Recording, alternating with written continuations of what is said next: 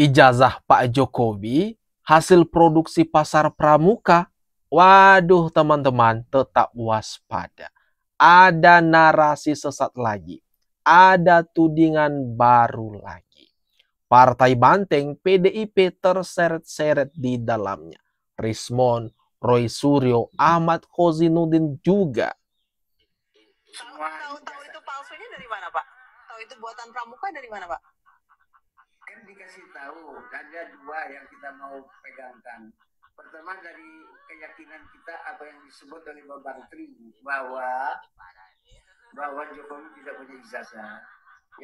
Ternyata cuma katanya. Di sini dia mengaku dikasih tahu.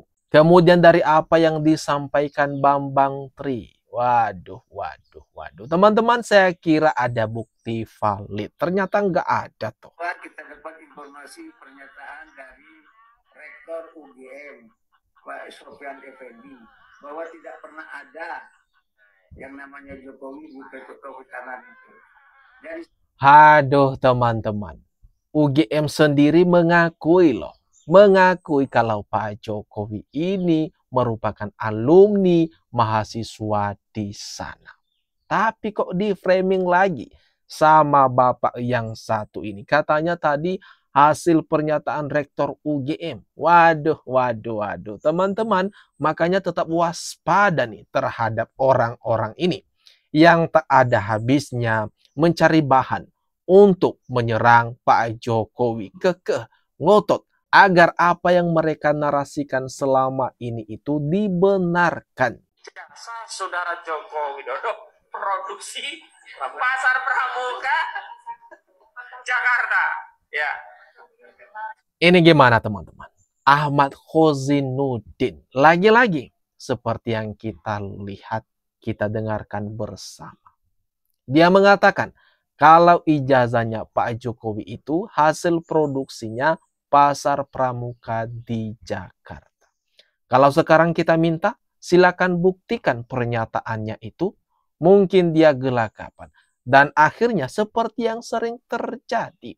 Mengaku nanti dibungkam, mengaku didiskriminalisasi, dan sebagainya. Udah kebaca taktik, trik licik mereka, orang-orang ini. Sebagai sekretaris tim kampanye di 2014, tugas saya melengkapi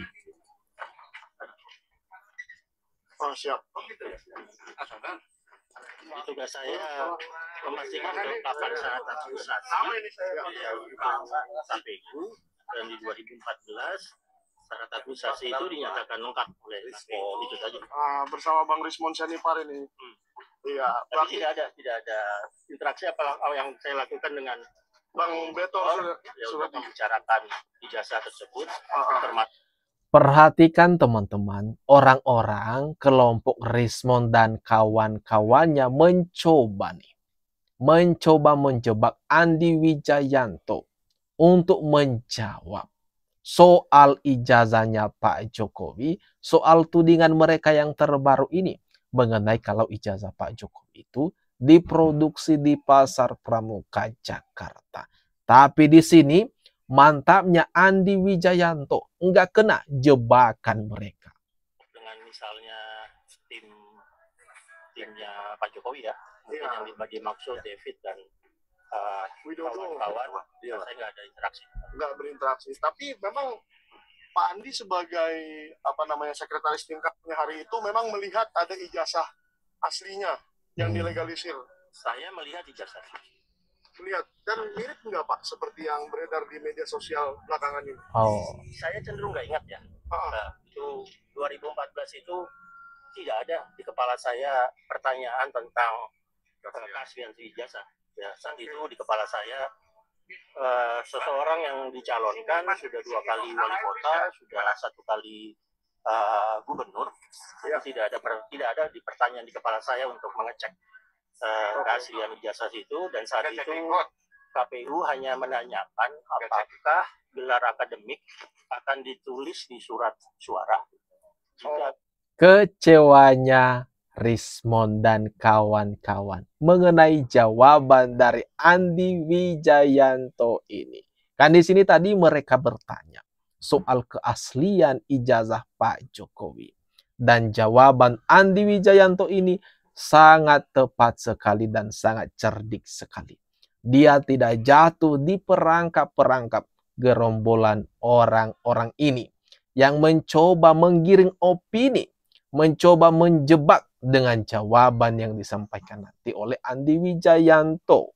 Secara akademik akan ditulis di surat suara, maka legalisir ijazah S1 Nah, ini harus ada. hanya arahnya saja perjalanan kiri dengan kesana-sana. Dan betul nggak Pak? Katanya KPU itu memverifikasi sampai datang ke UGM, sampai datang ke, nggak mungkin ya Pak ya?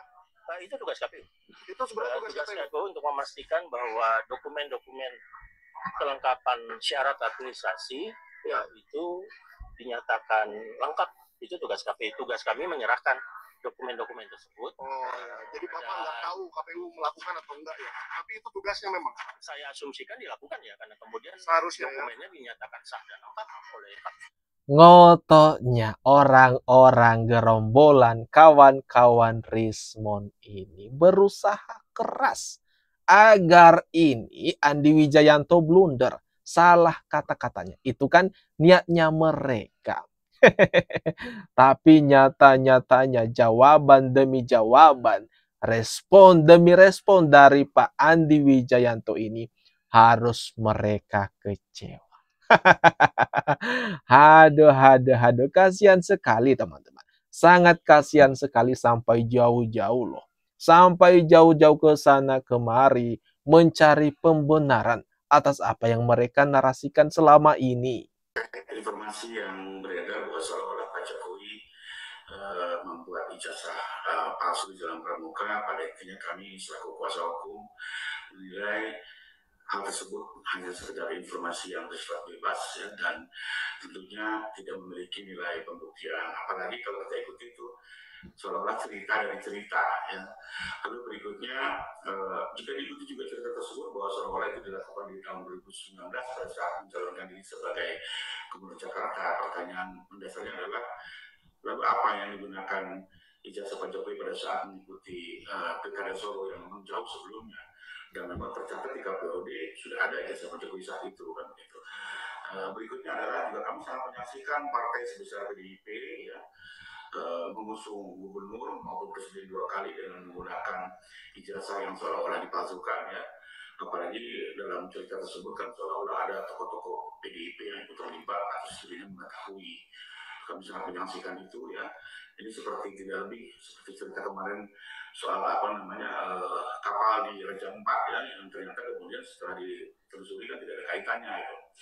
Dan yang satu hal yang perlu dicermati adalah menurut kami tidak ada motif bagi Pak Jokowi untuk memasukkan ijazah S1-nya, karena pada prinsipnya menjadi kepala maupun presiden cukup dengan ijazah SMA. Jadi untuk apa yang memasuk ke ijazah S1 ya?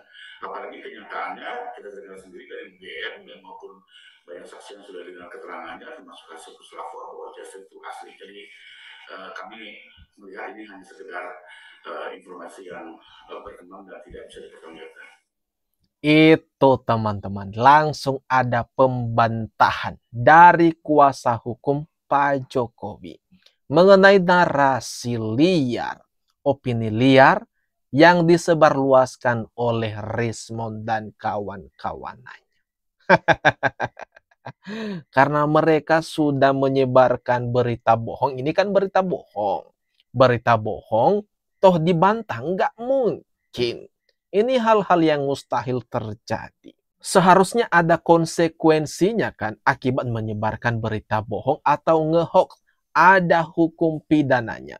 Ada pasal-pasal yang mengatur soal hal-hal ini. Jadi pasal berlapis siap-siap menjerat orang-orang ini, para pembenci Pak Jokowi dengan tudingan-tudingan yang tidak mendasar. Hanya karena katanya didengar dari sini dan atas yang disampaikan ini, kemudian kalau diminta buktinya, nggak ada, nggak bisa dibuktikan.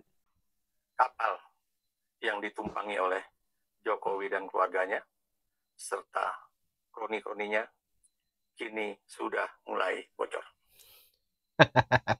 Apa? Kapal yang ditumpangi Pak Jokowi dan kroni-kroninya sudah mulai bocor. Waduh, teman-teman, gimana nih? Walaupun belum tenggelam. Apa yang saya maksud di sini? Kapal itu sudah mulai bocor dan sedikit demi sedikit air itu masuk dan kapal itu sedikit demi sedikit akan tenggelam. Bukankah ini berbanding terbalik dengan kenyataannya? Bukankah kalian gerombolan-gerombolan penyerang Pak Jokowi yang sebentar lagi siap-siap mempersiapkan diri dengan berbagai tudingan fitnahan kalian selama ini? Pasti ada sebab akibatnya, yaitu tuntutan dan ada hukumannya, sehingga siap-siap masuk penjara alias bui. Sebetulnya ini sudah saya perkirakan pada 2024 yang lalu, ya, ketika Jokowi itu bagaikan seorang penguasa di negeri Prancis pada saat itu, ya, Louis ke-14, yang merasa dirinya itu berada di atas segalanya. Jokowi dituding lagi, Pak Jokowi dituding lagi. Waduh, apakah ini akibat panik yang sepanik-paniknya, teman-teman? Seperti yang diucapkan oleh penasehat Kapolri, ya, Pak Arianto mengatakan kalau kasus ijazah Pak Jokowi ini yang dipermasalahkan ini akan banyak nanti nama-nama orang-orang yang jadi tersangka. Sebab akibat tudingan dan fitnahan yang terusan mereka sampaikan, mereka alamatkan ke Pak Jokowi dan keluarganya. Mari kita tunggu saja, teman-teman. Siapa saja nama-namanya, siapa saja orang-orangnya yang bakal masuk bui ini. Nah, itu dia, teman-teman. Gimana menurut kalian atas apa yang barusan saja kita bahas bersama ini? Silakan tuliskan komentar terbaikmu, ya, di kolom komentar yang ada di bawah ini.